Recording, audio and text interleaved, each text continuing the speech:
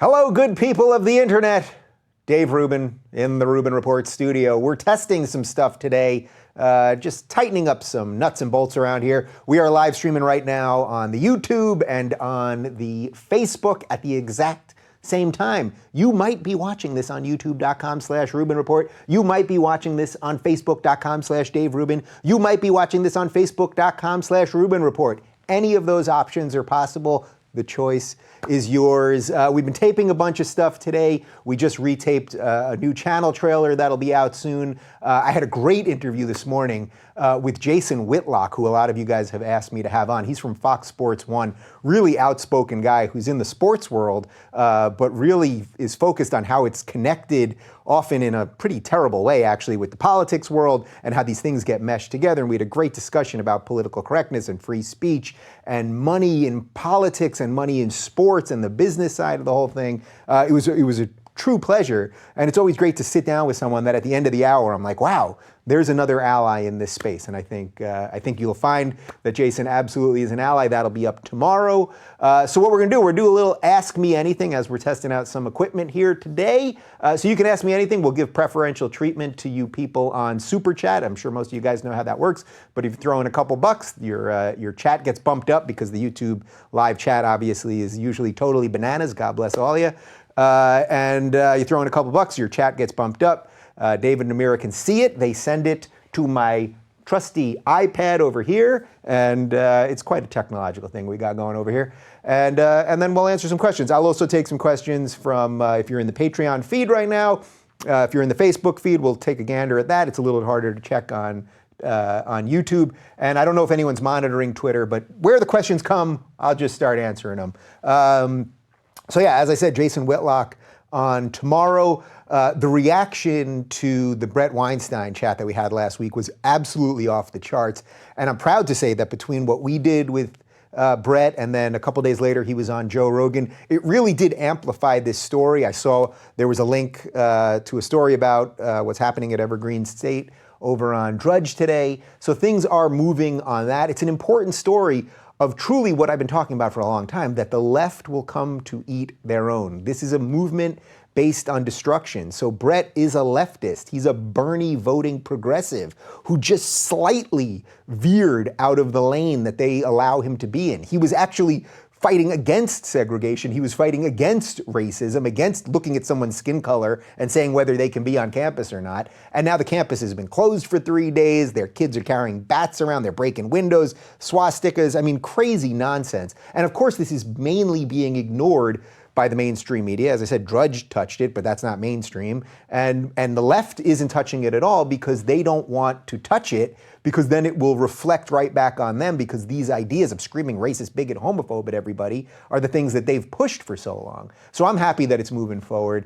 My direct message tomorrow is a little bit about that. It's a little bit about this Bill Maher N-word situation, a little bit about Kathy Griffin and the decapitated Trump thing from last week. And, all these things that we're talking about have consistently just stayed in the news. All right, let's get to some questions. From Facebook, does pineapple go on pizza? Pineapple does not go on pizza. I stand firmly for that. Super Chat, what are your thoughts on the up-and-coming march against Sharia? It seems they are trying to twist our protection of women. So I know that this march against Sharia is coming. I think maybe this has a little something to do with my former guest, Brigitte Gabriel, which may have been the single best reaction we've ever got to an interview.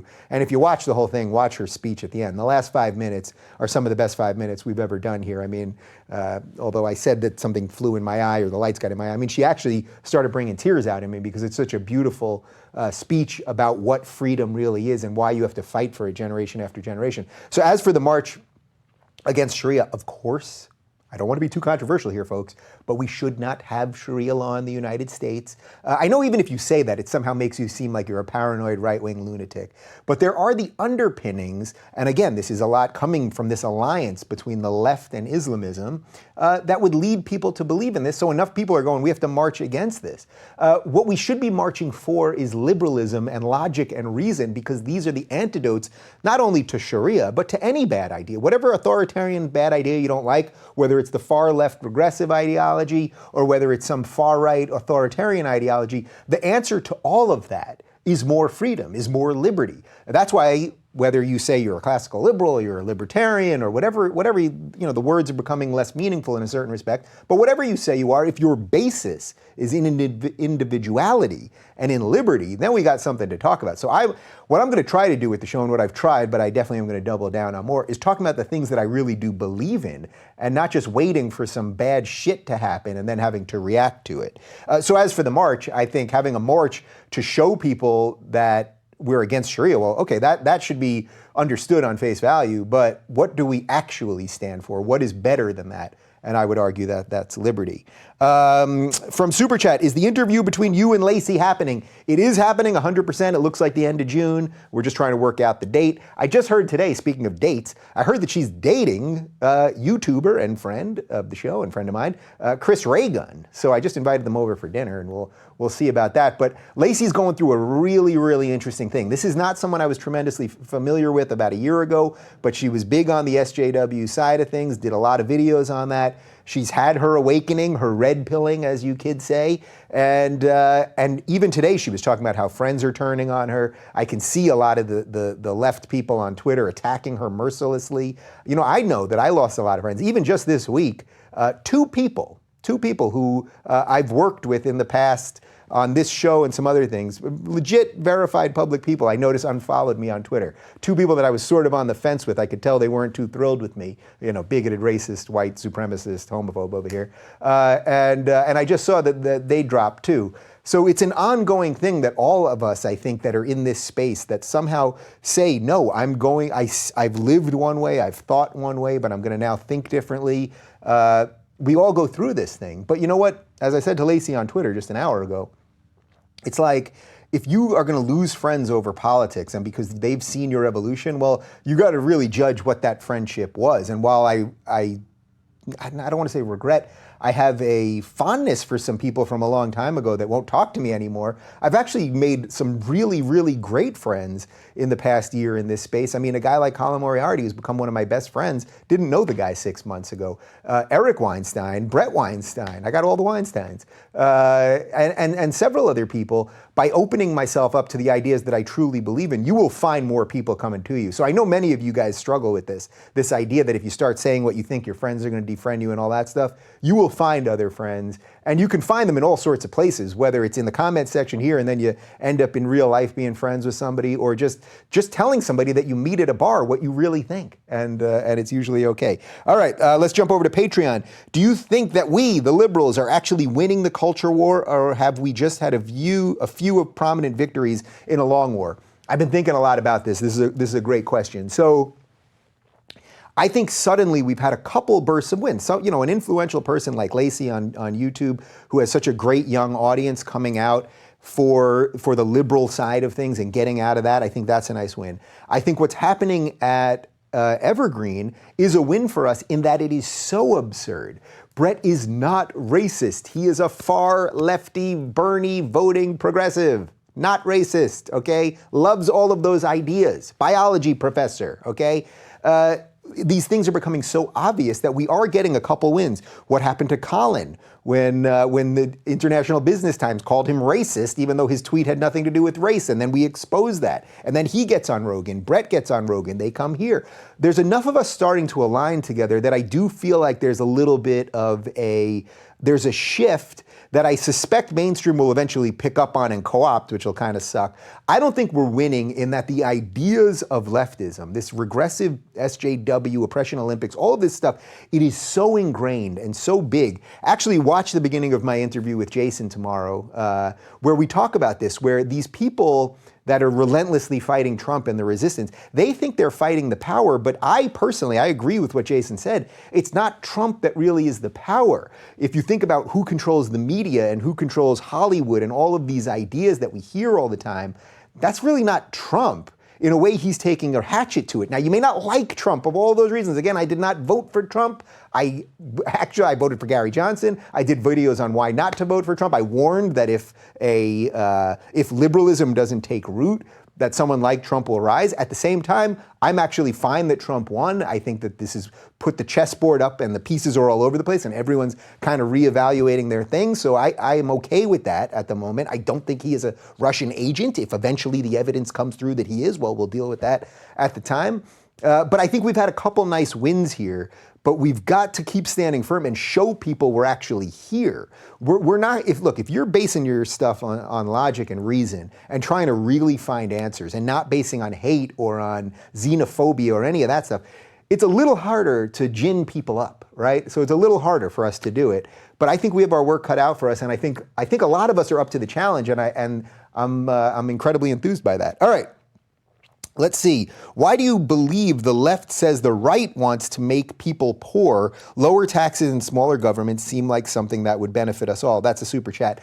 So, I've shifted. Most of my views, I think, if you were to ask me in 1990, when I was sort of first getting into politics, first couple of years in 8th grade or something, and I considered myself liberal, most of my views are pretty much the same from back then. I've shifted a little bit on certain economic stuff, and I do see that the tax stuff to me now is something that I guess I've shifted a little right on. You should keep as much of your money as you've earned. Now, I understand we have to have some social safety net. We got to have roads and things. I've had a narco-capitalist on here like Brian Kaplan who would say privatize everything. I'm certainly not for that. That's sort of the difference where a classical liberal and a libertarian see that split, because there's a lot of commonality there because it's based in liberty and individualism, and I love that.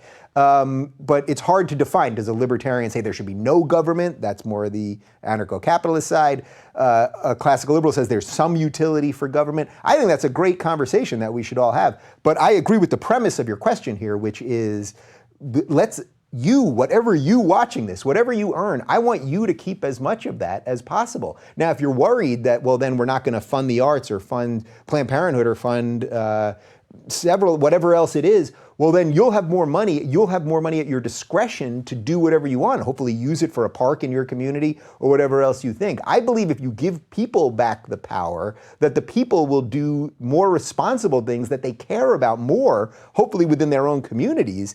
So I think that part of the reason that people think the right, the scary right, hates the poor is just because it goes to what I just said a few minutes ago about the left sort of controls the media narrative, the Hollywood narrative, the comedy narrative, all of those things. Now, I think that's kind of breaking these days, and I think that's pretty damn good.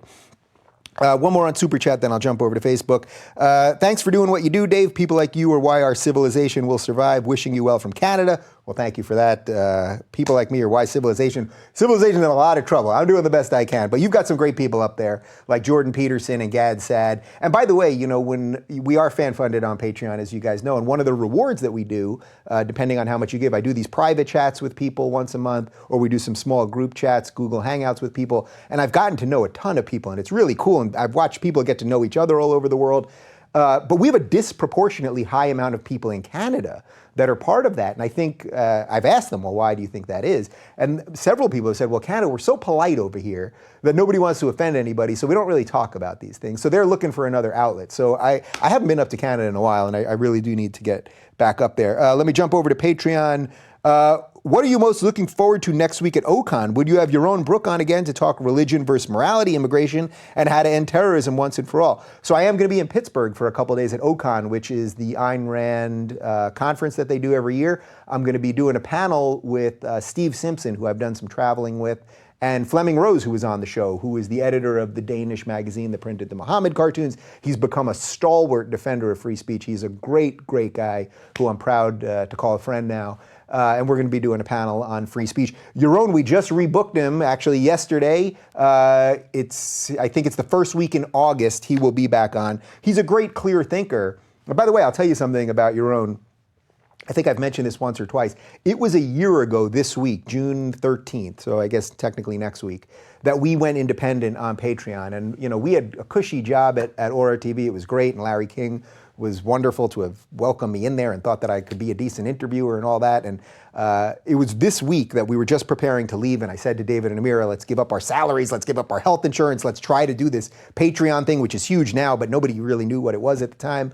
And a lot of it had to do with a conversation that I had about 2 weeks before, and you can watch the interview. Watch my interview with your own, talking about rational self-interest, talking about doing things for yourself so that you can do good for others. And I really do like a lot of those ideas, and I've tried to put them in play not only in my personal life, but in my professional life, now that I have a small business here and how I operate with professionally and all those things. So yes, Yaron will be back on, and I'm looking most forward, I guess, to my little talk. But it'll be nice to meet some interesting people. When I've done some of these tours that I've done with Faisal and with Caylin and with Michael Shermer and Christina that have all been through ARI, we've met a ton of great kids and with real diversity. You know, the diversity I like. It's not just the diversity of color. I like the diversity of thought. Okay, let's see. Facebook. Who is your favorite YouTuber? Who's my favorite YouTuber? Well, specific YouTuber. I mean, Phil DeFranco's doing great stuff, and we're going to get him in here at some point. I think he's really, really trying to analyze things honestly and properly, and he also, like me, is fully independent, which allows him to do what he thinks is right. And I dig what he's doing, and he's one of the, people always ask me, well, who do you trust? Who do you trust? He's one of the people that I basically trust. And yeah, there you go. Another one from Facebook real quick. What is your take on the Qatar crisis? So I think this is extremely interesting. I'm glad you asked, and I want to get somebody that's really well-versed in this to discuss. I think there's actually something good happening here. Qatar has been funding a lot of the terrorism throughout the world, from Hamas and Hezbollah to what they're doing with the Muslim Brotherhood, that's directly connected to the Islamist ideas that seep into the West, that these aren't jihadists, meaning they're not necessarily blowing things up, but they're trying to ruin the underpinnings of Western civilization using our systems against us. I mean, watch my interview with Brigitte Gabriel for more on that. So I think there's something interesting that started with Trump in Saudi Arabia, where he subtly called that out, and now suddenly all those countries are turning against Qatar, saying you're going to shut off this spigot of money to terrorism and Al Jazeera and all this propaganda and all that. Now, that said, Saudi Arabia does a ton of bad stuff, not only to their women and their gays and their few minorities that are there, but exporting all this Wahhabism and all that. So one thing at a time, and those are separate things. But I think basically something good is coming out of that. Hey, Dave, this is Super Chat. Hey, Dave, I'm a member of Students for Liberty, among a number of other organizations. Who would we contact you to bring you to speak at our school? Well, I spoke at University of Maryland just a couple weeks ago with Fleming, actually, and Faisal and a couple other people for Students for Liberty. I think it's a great organization. I had a great time, went out with a bunch of the kids after. Who would you contact? Go to rubinreport.com/contact, submit something there, and we forward everything over to my agent. So that's rubinreport.com/contact.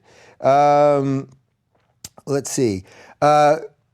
Super Chat, how do you justify an economic safety net knowing that evidence suggests it traps people in poverty and slows down the economy? Okay, so this is another good question that really I need to dive into in a different way. I believe that you should have some social safety net for sort of the greater good of society. So for the people that absolutely need it the most, that we're not just pushing people out on the street. Now, there's a great argument to be made, usually by libertarians, that if you took that away, that private charities, private people, wealthy people, organizations, religious institutions and things would step in and do it more effectively than having the government do that. And I think that's a really interesting conversation to have. And there's a lot of pieces of me that fall in that line. But I think one thing at a time, and I think for the people that need it most, you've got to have something. This is where I just think you have to have something. But you do make a good point, which is that sometimes when you have this stuff, in a certain way, it locks people in it. If you give them subsidized housing and you give them money and food stamps and all of those things, I'm not blaming them in any way for their situation, because there's a million socioeconomic factors and sometimes actual racial factors and history and historical stuff that have led to this. But at some point, if you're being given a certain amount of things, it actually becomes against your own interest to get out of that situation, because you might have to move somewhere that's much worse, work much harder for actually the same amount or less, et cetera, et cetera. But I'm happy to discuss those ideas further, and I'm glad you asked. Okay. This is Super Chat. Thanks for making such a refreshing show. Is there a line where you find it difficult to continue supporting or listening to people? For example, I'm struggling to keep following Crowder with his climate change misinformation. So I don't know specifically about Crowder and that. A couple people have tweeted me about it. I'm happy to discuss that further with Crowder. For my feelings on climate change, check out my interview with Michael Mann from Penn State, who's one of the leading climate scientists in the world. You can also watch a really interesting conversation I had with Alex Epstein from the Center for Industrial Progress, who wrote a book that I keep right there called The Moral Case for Fossil Fuels. A lot of people were angry at me that I had a climate denier on. I didn't get the sense he was a climate change denier. He just believes that fossil fuels are the best current way to still bring the most success and economic and personal best to people of the planet Earth. I got a ton of hate for that. I mean, a ton. I still get a ton of hate for that. By the way, after, some of you know this, but after I did that interview with Alex, he saw the comment section and people were angry at me and angry at him. He did a video on YouTube where he took like 100 comments out of YouTube and responded to them. So that tells you something, a little something about him. But as for, so I can't comment on Crowder specifically, but as for the line that I draw, there have been times when I've sat across from somebody that I felt wasn't being fully honest with me or was sort of manipulating or not, or in more cases, they're not exactly sure what they think, or sometimes you can see people sort of lose their logic as they talk. My feeling is I believe you guys are smart. That's really the truth. If you guys have come to this show, I believe you have some level of intellectual curiosity, and I think you can often see what I see. So my policy was just let the people talk, and eventually they'll wrap the noose around them. Now, if someone sat across from me and was like, you know what, I want to kill all the gays, I want to kill all the black people, I want to kill all the Muslims, well, now, of course, first off, this is a studio in my home, and I would not want them in my home, but I would expose them for that. I don't think I would assault them in the middle of the interview, but the interview would wrap and I would make my feelings clear about what they said. So I don't think I've ever had anyone on the show that has crossed a line that I thought was uncrossable. I've had disagreements with people, but you got to remember, as an interviewer, I have to bring in all kinds of people here. Just today, by the way, I sent out a list of progressives that I'd be happy to have on the show. And if I don't get offended easily. I just don't. I did stand up for 12 years in New York. I had people screaming, drunk people throwing bottles at me and all kinds of crazy shit. It takes a lot to get offended for me. So if someone crossed the line, I would see it, but I don't think it would change how I behave necessarily. Wow, there's a ton of stuff coming in here. From Super Chat, ex-MNA, so the ex-Muslims of North America, announced a speaking tour for college campuses. Any advice for them? Well, Sarah Hayter, I think, is either in charge of that or is going to be one of the main speakers. I adore Sarah. She's become a good friend of mine. And she is leading that organization in a great way. Mohammed Saeed's over there. I've met a bunch of ex-Muslims on some of these tours that I'm doing.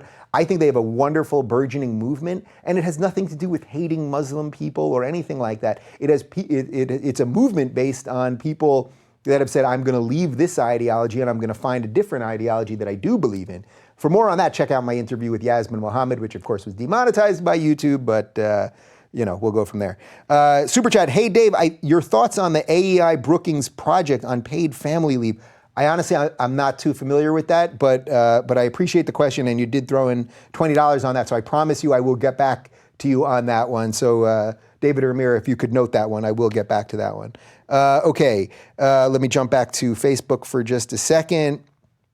Don't you think that the uproar from right-wingers about Kathy Griffin shows them to be hypocrites versus free speech? Please watch my direct message for tomorrow. It's a recap of some of the strange things that happened in the world of free speech over the last couple days.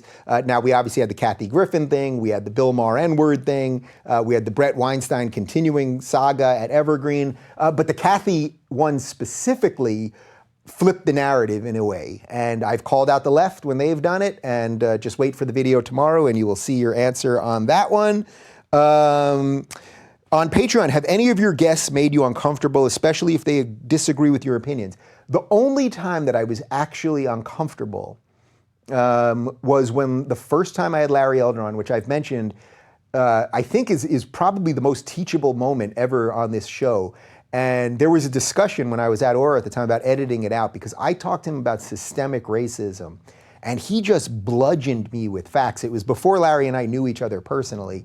And I think he was coming in ready for a fight, and I came into a gunfight with a rubber hose, and he bludgeoned me with some facts. It is not my best moment if you watch it, but in another way, it is a great moment because I took the hit, and it did change some of my thinking. So that's my first interview with Larry Elder. We've, by the way, since become friends. He's back on the show a couple months ago, and he'll be back on again soon enough.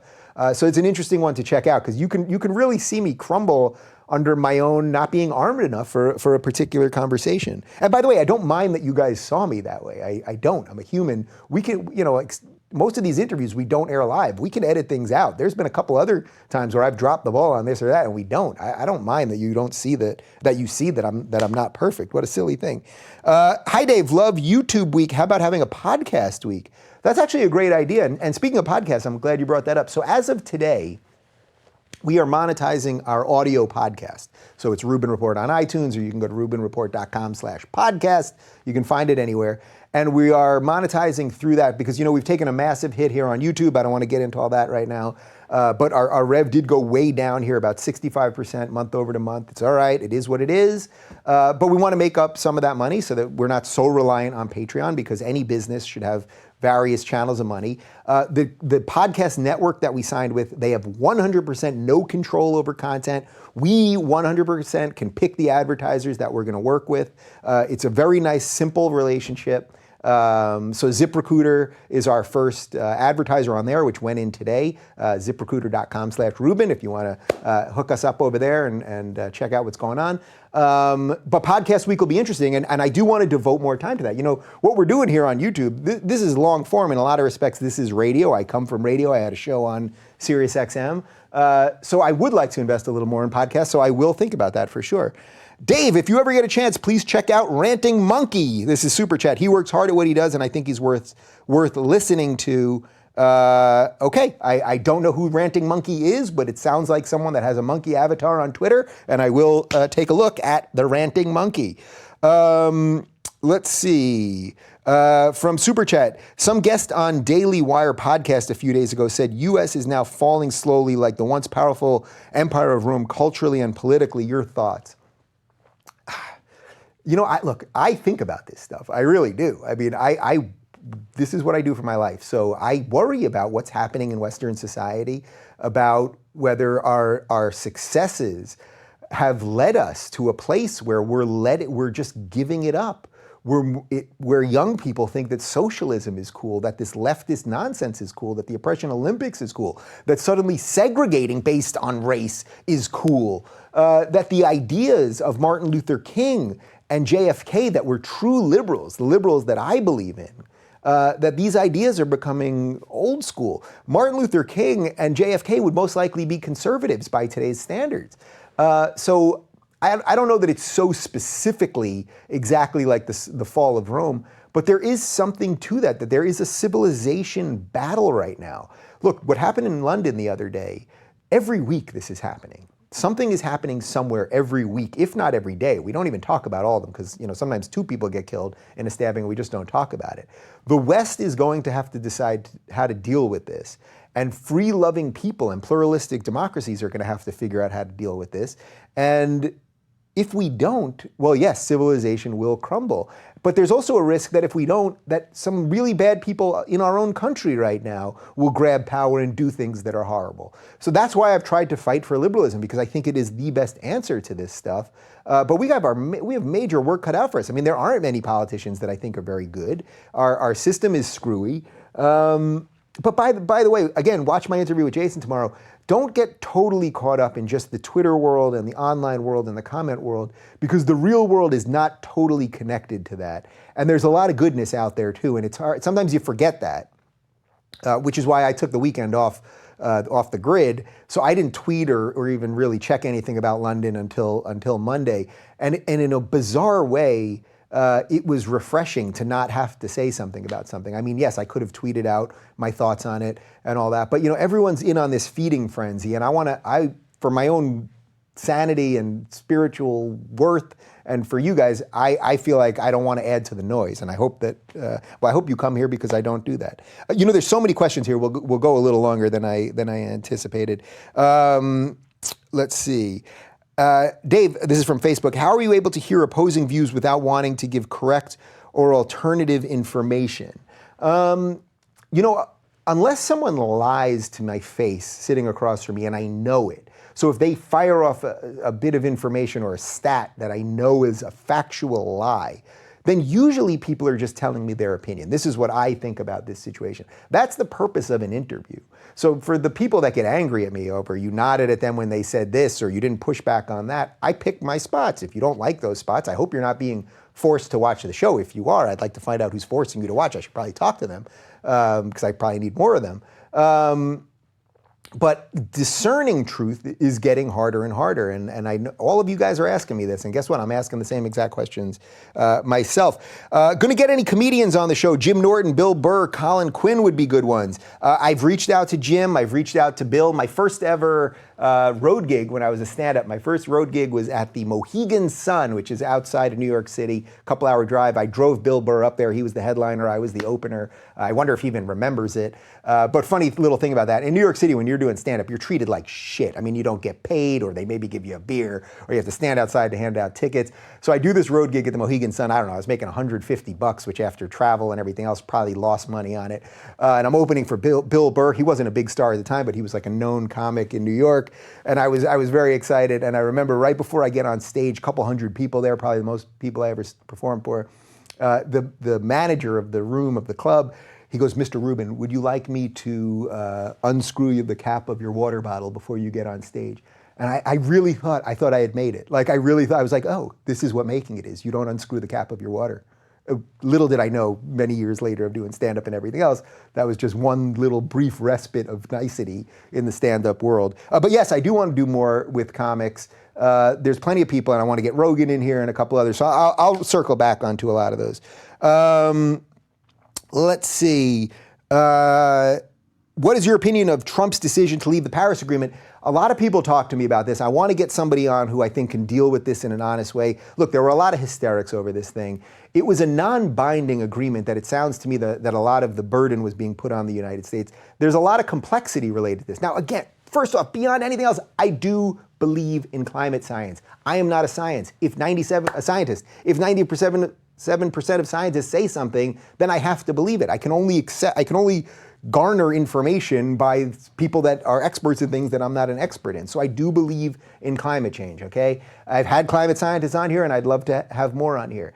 The question about the Paris Agreement was, is it creating sort of artificial non-binding regulations that some countries are going to adhere to and some countries aren't? Are countries like India and China going to go through their industrial revolution now and put a lot of stuff out into the atmosphere while we did it 50 years ago? And if so, what right do we have as the United States to say you can't do now what we did then? Now, we know a lot more now, but there's an interesting conversation to be had there. What disappointed me more than anything about this was just the way that people who never read the document, who know nothing about it, were just screaming at everybody, the Earth's going to end tomorrow, the Earth's going to end tomorrow. And it's like, I hope that Trump is honestly having real discussions about how we can change our economy, focus on more renewable, clean, green energies and things of that nature. I have faith, by the way, that the private sector and people like Elon Musk, who's not happy with Trump over this, will start focusing more on that. Maybe if the government seems to be completely inept at doing this, that'll spur more private sector work in the green area. So I'm trying to be hopeful about it, but I do need to know more about it, and we shall see. Okay. Facebook. Dave, answer my question and I'll name my next cat after you. What do you make of the UK political scene? Is May worth the vote these elections in your opinion? I'm very lost. Thank you. You're going to name your cat Dave after this? This is very exciting. You know what? Name your cat Clyde and I'll tell you why in just a second. Clyde is a great name for a cat, by the way, or for a dog or for a human. So on the UK front, look, I think Corbyn is a complete idiot and a regressive leftist nutbag. So that kind of leaves you with May, I guess. Some of her response and the tweets to what happened were kind of crappy, but I think basically she's probably your better choice. It doesn't seem like we have great choices right now. Politically anywhere in the world, it doesn't seem like there's some really, really great choices. But real quick on Clyde, so I'm so thrilled. I mentioned this on the Patreon live feed that we did. So most of you guys know, Clyde Drexler is my hero of all heroes from my childhood, basketball player in the 80s and 90s. He was sort of the second best player after Michael Jordan, but played in Portland and Houston, smaller markets, never got the accolades he deserved, but was a great player, played with grace and dignity, won a championship at a late stage in his career when people thought it was over for him. And anyway, he's been my hero my whole life, and I've been trying to get him on the show for years. I've reached out everywhere. He doesn't have a great social media presence, blah, blah. Finally, I asked my agents at William Morris, I was like, can someone get me contact with this guy? My agent sent me his phone number, a couple days ago. I texted him. We've been texting. I now have my hero's phone number in my phone. He's agreed to do the show. I don't know exactly when it's going to happen, but he does get to LA often, and we're going to do it. And it's like, wow, dreams actually do come true. Very cool. I don't even know that he'll be the greatest interviewer. He's kind of soft-spoken, not particularly controversial, but I think for those of you that just dig what I do, I think you'll enjoy watching me kind of fanboy out for an hour, so that'll be fun. Okay.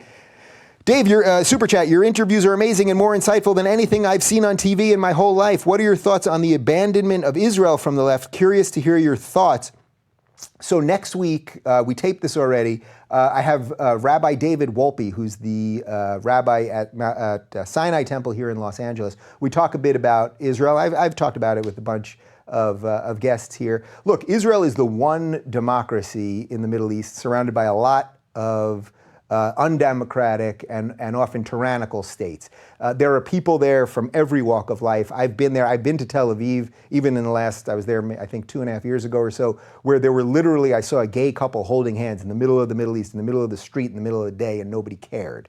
There are Muslim women in burqas and hijabs walking next to ultra-Orthodox Jewish men in the middle of the summer with those crazy hats, and it's very hot. I don't know exactly why they're doing it. I did ask the rabbi about that. But they're walking next to each other on the same buses in Jerusalem. The idea that there's apartheid there, it's the only place that allows for freedom of religion and that allows for minorities. The third largest political party in Israel is an Arab party. They have Arab Supreme Court justices. I think the winner of their American Idol, the Israeli Idol, whatever, was an Arab. They have Arabs that serve in the military. Now, all that said, are there problems? Absolutely. Are there inequality problems? Absolutely. But the focus on this tiny little place that's the size of New Jersey, that without the West Bank is about 6 miles wide. I mean, think about that. They have one airport there, one international airport. The endless focus on this place is by the left is kind of ridiculous.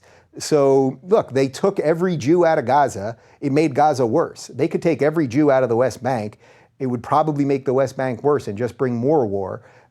You could split Jerusalem. Jerusalem is a unified city now. Not to say there aren't problems in Jerusalem, but again, I was in Jerusalem. There are people, I was there in the middle of the stabbing spree, and I walked through the old gate through the Arab quarter. It was extremely tense, but there are Israeli soldiers walking by Arab men selling kanafa and falafel. And it's happening. So of course it's not perfect, but the unending focus on it, on this one tiny little place of a minority of people that have been hunted and hounded and holocausted and pogromed throughout history, does show a real issue with the left, because the left hates power. So if the Jews were being slaughtered, the left would be all about the Jews. Now they have some degree of power, so the left is sort of against them. It's a sickness and a twist of the mind. I talked a bit about that with Dennis Prager, by the way. Holy cow, there's a lot here. Dave, your thoughts on Sam Harris's recent podcast guest, Timothy Snyder's warning that the far right and our far left are ripe for being led down a road to tyranny by an authoritarian regime. I haven't heard that interview yet, but I'm traveling a lot over the next couple of days, and I have a few podcasts I need to catch up on. But I absolutely believe that. I mean, I'll comment on the left thing because that's a little more my specialty, but there's obviously, this authoritarian movement on the left, this has been primed to be grabbed by someone horrible. So if you're against what's happening with the left and you don't like Bernie Sanders, well, guess what? It's going to get much worse than Bernie Sanders. One day, old Bernie with 3 houses and his $100,000 car or whatever else he's got, and he made $1 million last year and everything else, none of which I begrudge him, by the way. I believe if he earned it, he can keep it. The movement is going to take him down one day too. And if you don't believe me, watch that video during the campaign when those Black Lives Matter activists grabbed the mic from him and he just shut up and sat there like a little bitch, basically. because this movement is about this. This is why this victimhood as virtue thing is so dangerous. It's going to eat itself. Now, for someone that doesn't like this, I don't mind them eating themselves, but I think it could be grabbed by a much harder authoritarian regime or leader, and that would be terrible. By the way, just quickly on the right, of course that could happen too.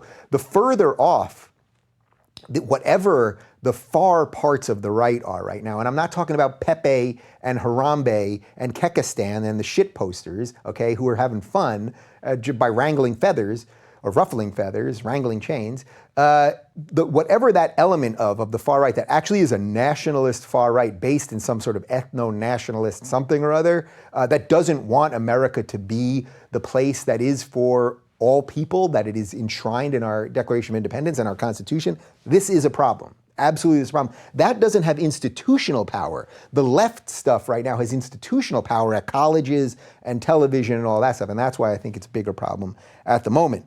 Hey Dave, I'm a huge fan. Do you have any good book suggestions? So I was thinking of maybe doing like a book club thing or something, which I know it's sort of corny, but I think it would be fun if like once a month we all picked a book, then we do a live stream about it. Maybe I Skype in some of you guys. I can either maybe get an author on or something like that. So I've been discussing that with the team. I would say On Liberty by John Stuart Mill is probably the most politically influential book there is for me, and it's not that hard to read very quick. And another one that really influenced me a ton is, I've read all of Carl Sagan's books. I've got one of them right here. But his last book was called Billions and Billions. He actually died before it finished, so his wife, Ann Druyan, had to finish it. But it's a great summation on his thoughts of the world on just so much deep, rich stuff. I'm due for a rereading of it myself, but I would say those are the two. That would be good. Let's see. This is from Facebook. How's the West Hollywood LGBT community treating you based on your political beliefs? Well, I moved from West Hollywood, so I'm not there that often. But yes, I mean, people have asked me this. You know, the gay community has been in lockstep with all this leftist stuff. I see a huge shift right now. I discussed this a little bit with Ayan, that some minority communities, so the black, I think the three in particular right now, the black community, the Jewish community, and the gay community, are all having major splits where for the first time there are voices in those communities talking about liberalism. In what I mean by that is individualism, and talking about some libertarian stuff and getting away from this collectivist stuff because they see the dangers of why they're being thrown under the bus they're being thrown under the bus basically by ideologies that want to keep them oppressed. And none of these people should be oppressed. Nobody should be oppressed. So usually when I walk around West Hollywood, people would say nice things to me because generally if someone's going to say hi to you, they're going to say something nice. Well, I've had a couple of instances where people have come up to me and said something not too pleasant, but that's all right. That's okay. Let's see. Super chat, as a fellow gay man, how do I argue with leftists that proclaim to represent me while at the same time hating me for being white and a Trump voter? So this is sort of what I'm addressing in the one before that. It's tough, right? It's a tough situation because, you know, gay thought, Milo and I talked about this a bit, gays used to be subversive and edgy and funny and drag queens, which I never liked drag queens, and I always thought a lot of gay comedy was horrible and a lot of the TV shows were bad and all of that stuff. I was never into that whole scene. But being gay used to be about being the other, making fun of everything, mocking everything, fighting the power. Now gay is so entwined in what the leftist ideology that is the dominant ideology in this country that gays have now become, in many respects, the most politically correct and in a certain way, the most intolerant. So I see this now. I get a ton of email from gay people saying the exact thing that you're saying here. Well, I'm either now a libertarian or I'm a conservative or I care about taxes or I'm a Trump supporter and I'm being kicked out of the gay group think. I think you just got to be brave like anybody else. You know what I mean? I'm just one person telling you what I'm thinking. But you will find better friends. It goes back to where we started with the Lacey thing. If your friends aren't happy with you and they don't like the way you're thinking, well, at some point, not that you should be giving up friends over politics, because I don't believe in that. But if people are giving up on you, sometimes you have no choice. So, you know, that one's tough. What is your favorite meal that David, self-described as your personal chef, cooks? Which of his recipes would you most recommend? So for those of you that don't know, David, my husband, he's the producer of the show here, but his real passion is cooking. You can go to Instagram.com/David's Cookbook. He's an incredible, incredible chef. And over the last couple of weeks, we've had a ton of family here from his brother and sister-in-law and his sister and my brother-in-law and my niece and his dad, and my parents are coming in a couple weeks. Been running a little Airbnb over here. So we've been eating some amazing stuff. He makes an incredible chicken parm in a cast iron. That's probably my favorite thing. But he roasts all kind of whole chickens. He'll do filet mignon, and he does this incredible Japanese beef stew. Instagram.com/David's Cookbook. And he's working on a cookbook, by the way. So stay tuned for that. Let's see, a whole bunch about the gay thing for Trump supporters, which I think is interesting. Any advice for a gay centrist Trump voter looking for good ways to debate leftists who refuse to acknowledge Islam's role in terrorism in England? Again, I mean, I think have an honest conversation, as honest as you possibly can.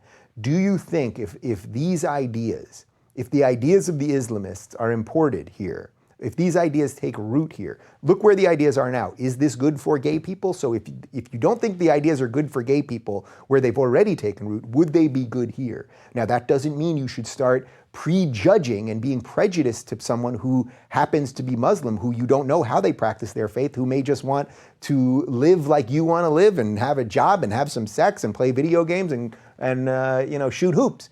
But that doesn't mean you shouldn't be allowed to talk about the ideas. That's the difference between ideas and people. And we should always fight against if there was an anti-gay political party or an anti-woman political party, or a political party that said women are going to have to wear burqas and we may throw gays off roofs, we're not going to be tolerant of religious minorities or any of those things, and that was a political party, the left would be up in arms. They'd be saying you're evil Republicans and conservatives.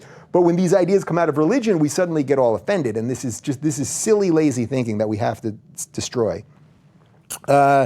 Super chat. Hey Dave, I'm a big fan of the show. I'm a writer with Odyssey Online and want to address the growth of radical Islam in Europe, but I'm worried about pushback from my SJWs. Tips on how to combat it. I mean, everyone asks me this. So you can see it's been a sort of theme here lately. I don't know what you can do other than slowly maybe start showing people clips of the conversations that we've had around here, some of the conversations that Ayan has had, watch some old Christopher Hitchens stuff, watch some George Carlin stuff where he wasn't necessarily dealing with Islam specifically, but was dealing with bad ideas. Get people to open up and try not to be as outraged as they are. So when you get into a heated battle, try to have them take a step back. I think that's the best thing you can do.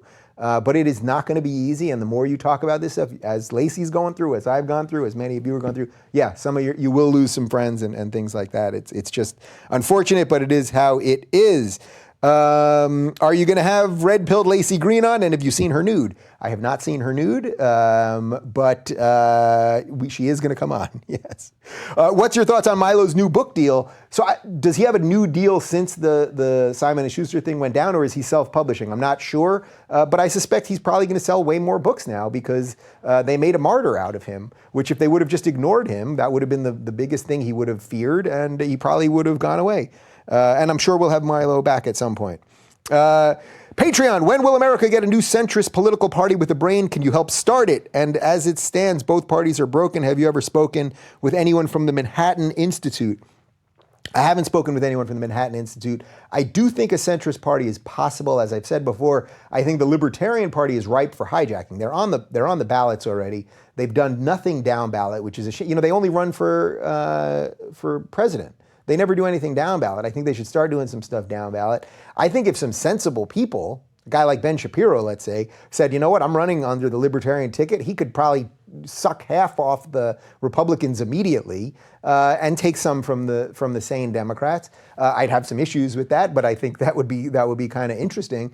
My hope is that as this show grows, as the desire for some sanity in politics grows, which I think it will, and it is, I hope there's someone running in 2020 that I can give a full-throated endorsement to, that I can say this is someone who I think can make things a little bit better. But generally speaking, because my belief is things will get better as we scale back government, that's not really the type of people that run for government, which is why I liked a lot of the ideas of Rand Paul. But when he was on the debate stage, it looked like he was a clown. It was a clown show, and he was not wearing any makeup, which was a problem for him. Dave, would you run as a libertarian for the 2020 presidential election? I don't think I'm going to run. The idea of going through that monster, that destructive beast where they just want to destroy you and these politics are not, I think I'm good at the idea thing. I think I would love to debate. I'd love to be up there with the debates and get my live skills and stand-up skills and because I have a competency of understanding what I'm talking about, I would love to do all that. But the idea that they will just destroy you, they'll destroy your family and all that stuff. And by the way, they want you to know that so that no good people run. And that's why we only get this certain class of people. So I don't think I would ever want to go through that. But I think that I will do everything I can to always talk about the ideas that I care about. And hopefully, as I said, hopefully there'll be somebody there that I know that I believe in. Super Chat, can you interview Terry A. Davis on your show? He has some interesting stories about the CIA. Someone emailed me about him today. I'm not sure who he is. Maybe it's you that emailed, but we will add him to the list for sure. Are you looking to bring Sam Harris back on the show? Would you talk about his views on Trump-Russia? Do you plan to talk Trump with other guests? Sam is always welcome back. He knows that the door is absolutely open. I owe him a tremendous amount of my success, and I admire him, and I love him as a friend. So yes, he's welcome. I'd be happy. And yeah, I'd be happy. You know, we haven't done much Trump stuff specifically on the show the last couple of weeks. Here's what we'll do.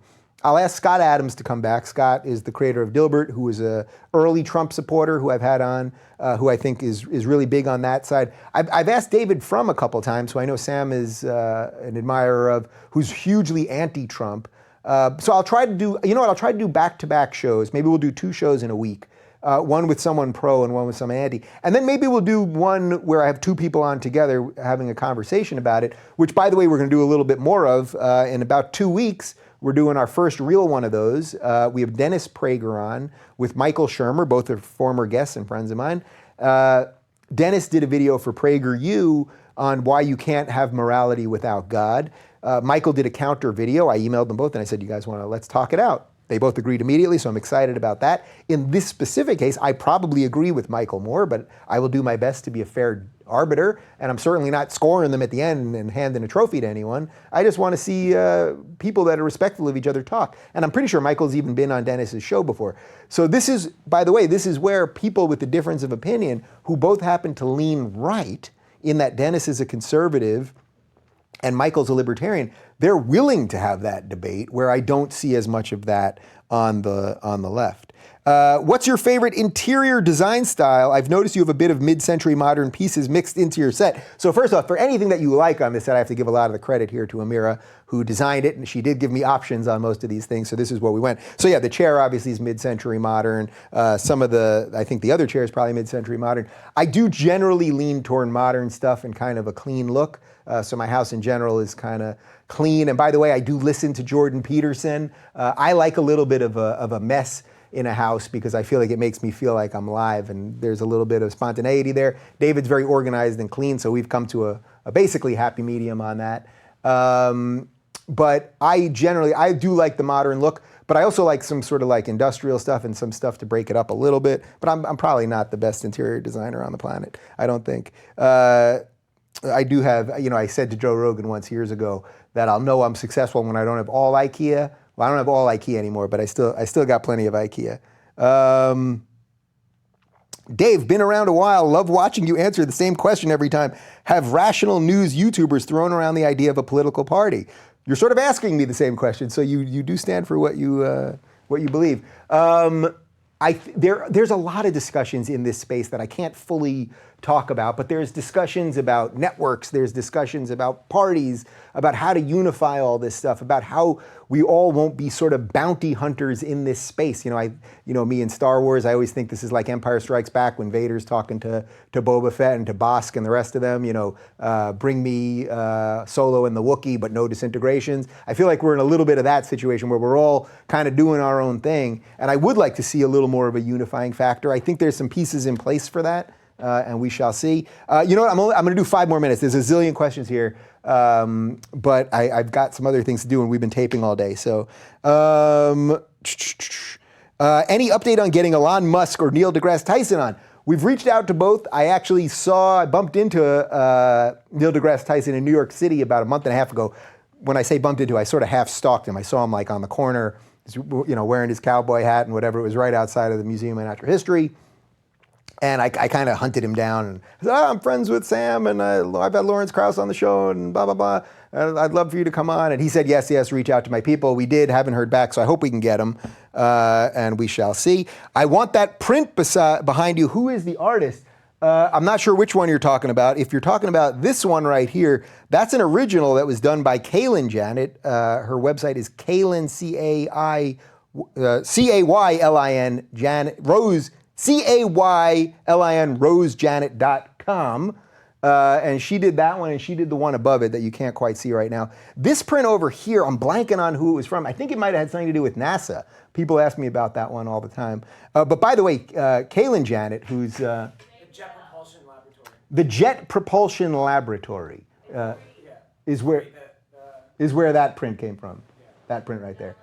But by the way, Caylin Janet, who's an incredible artist, she just painted, we commissioned her for a 5-foot by 6-foot front view of the Millennium Falcon, as it's going into hyperspace, which I have in the room out there. And I have it on my Instagram, I think. It's instagram.com/Rubin Report. And she's really doing some great stuff, so check her out. And all right, we got 3 minutes left, so if you're jumping on Super Chat, make it good, people. Hey, Dave, I'm a constitutional conservative. I'm a huge fan of your show. With everything going on in Europe, do you think there's any hope for a turnaround, or is it past the point of no return?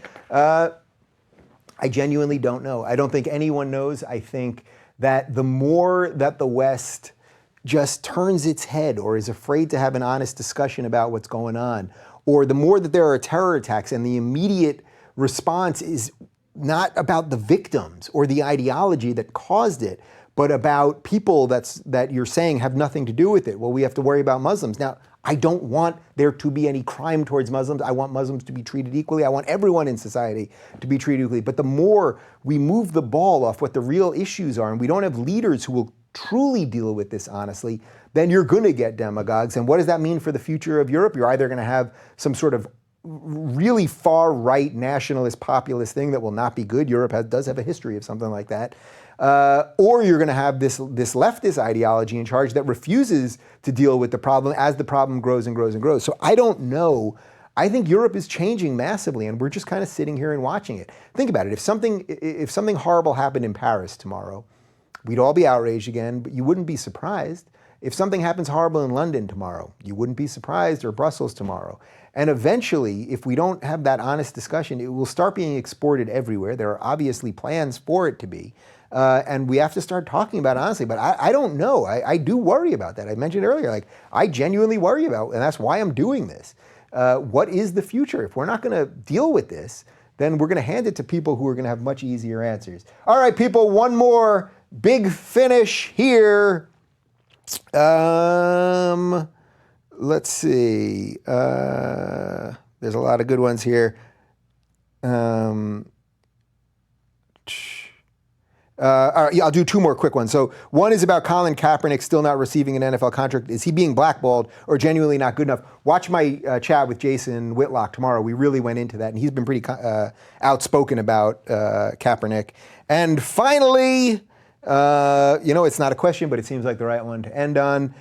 Dave, thanks for all your hard work. I stumbled on your show not too long ago, and I appreciate the balanced approach and great conversations. Well, I appreciate that, and that's what I'm trying to bring to you guys. I'm not perfect, but I do the best I can. And all right, I think we got our test. So the whole point of this, although I always enjoy talking to you guys, we were testing out a couple things in our simulcast to Facebook and YouTube. It sounds like it was a success. Always happy to talk to you guys. Maybe we'll start doing a little more of these live Q&As through Skype, where I let some of you guys Skype in and we can talk directly to you. That could be kind of interesting. We shall see. And we got some other big plans. As I mentioned, our podcast is monetized as of today. So for those of you that support on Patreon, you already do more than enough for us. And I thank you. For those of you that don't, if you download our podcast, and you go to ziprecruiter.com/Rubin. That helps us out. But there are ads on there now. It helps us deal with the YouTube thing. But we're building a lot of great things. I had a great call with my agent today. There's a couple interesting things in place. I'll be doing the Greg Gutfeld show on Fox News on June 16th. I will be at Ocon. If any of you are in Pittsburgh, I'll be there next week talking with Steve Simpson and Fleming Rose and a couple other people. And Yaron Brook will be there, who was mentioned earlier. And all right, it's a little warm in here right now, so I'm going to wipe my brow and say goodbye. And Jason Whitlock tomorrow. Thanks, guys.